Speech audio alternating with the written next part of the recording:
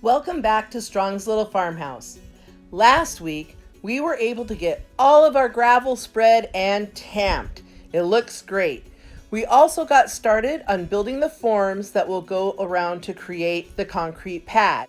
We just have a small 4-foot gap in the forms we need to get finished up before we're ready to pour concrete. It should be simple, but you never know what's going to happen at Strong's Little Farmhouse. Gravel's tamped. We're putting in the frames. Finally! Yay!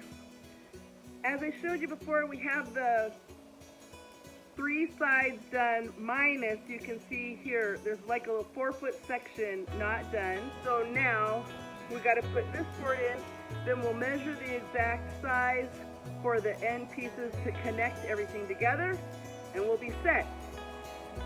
We've got this set up right here. You can see the top of the board is level with the line.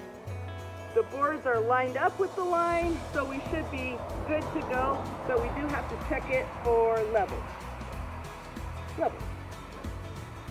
Level. Check.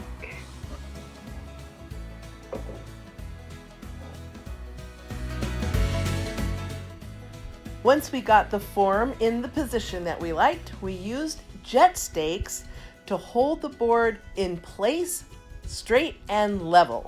We're using these really cool things called jet stakes.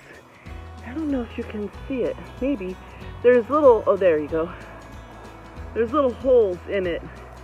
Opposite sides, all the way top to bottom. These steel stakes with a little point, they go down so easy with a sledgehammer like you just saw Mark do. And they are great for making sure that your board doesn't move out of alignment, number one. Number two, if you've got a raise or lower, you can adjust without moving the stake. You can just unscrew from the board, adjust the board, screw back in. So it makes it super easy. Plus, if you have a really thick pad that you're pouring, like us, we're doing almost a 4-inch pour, that's a lot of weight against your board. Now we did use the Whaler board to help stabilize that board, but these jet stakes in the ground, that board's going nowhere. There's no chance we are going to lose our concrete.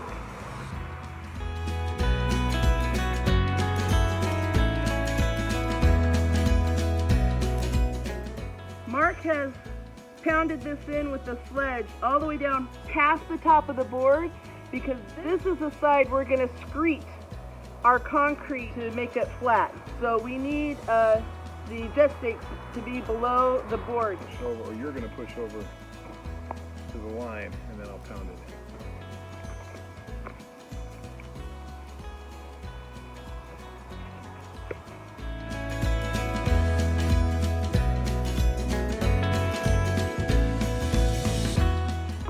So, guess what?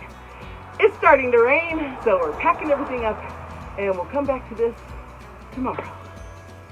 Ah!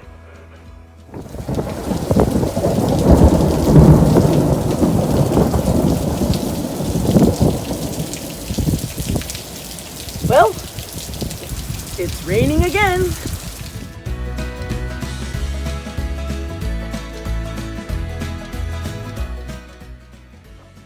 It is a glorious morning out, and we are just finishing up this last corner, and the basic framing for the pad will be done.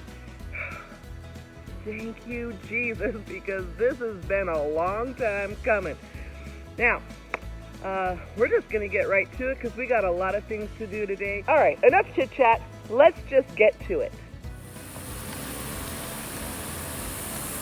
It's early in the morning, and it's not that it's hot out here, but boy, is it humid. So we pulled this big industrial fan down. We've got an extension cord running almost 50 feet, but it sure helps when we're down on the ground and sweating and working. That little breeze makes all the difference. So, this board is the last bit of our framing to put in. We've measured from the end of the board to the end of the wall here. This should fit just perfect. under that line, up against that board. Perfect.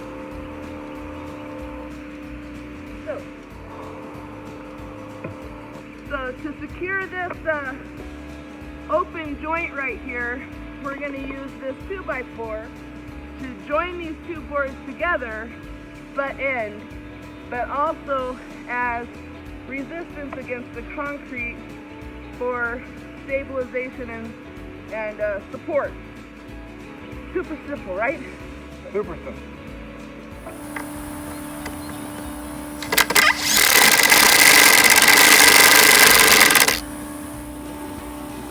Okay, so Mark has a nail in the top there, and you can see our 6-inch board is quite twisted. We just want to bring that as close. It doesn't have to be perfect because it's the concrete pad. If this was the frame for the house, we would have to make it perfect. But this is the concrete pad, so we just have to bring that as close as possible to that bottom. And a trick we learned is using this pipe wrench with pressure. And look how it straightens that right out. And now Mark can drill it right in. It's hard at an angle on the ground. And now it's going to hold that. Fantastic. Good job, Mark. Thank you.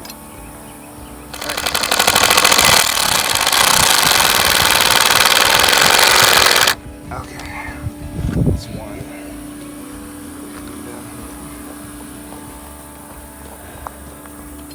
So, because that board is twisted, and even though that's nailed in, it brings this board out of place. So again, this is why we're using the Whaler board. So Mark is attaching the board, the 2x4 to the 2x6. It's gonna hold that all tight. Look how beautiful that seam is. Now that gives us stability so we can force this guy into the shape in which we want it. Right, Mark? Yeah. All right, so we're using the pipe wrench to pull this board in tight and level. So Mark's gonna put a little weight on the top of that. I'm gonna pull this across like this. Look how slick that works.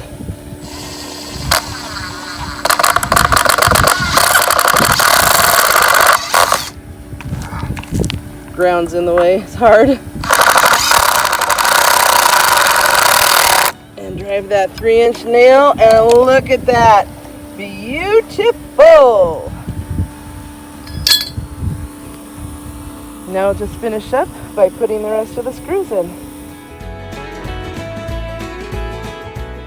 All right, so the frame for the concrete pad is finally together. Yay!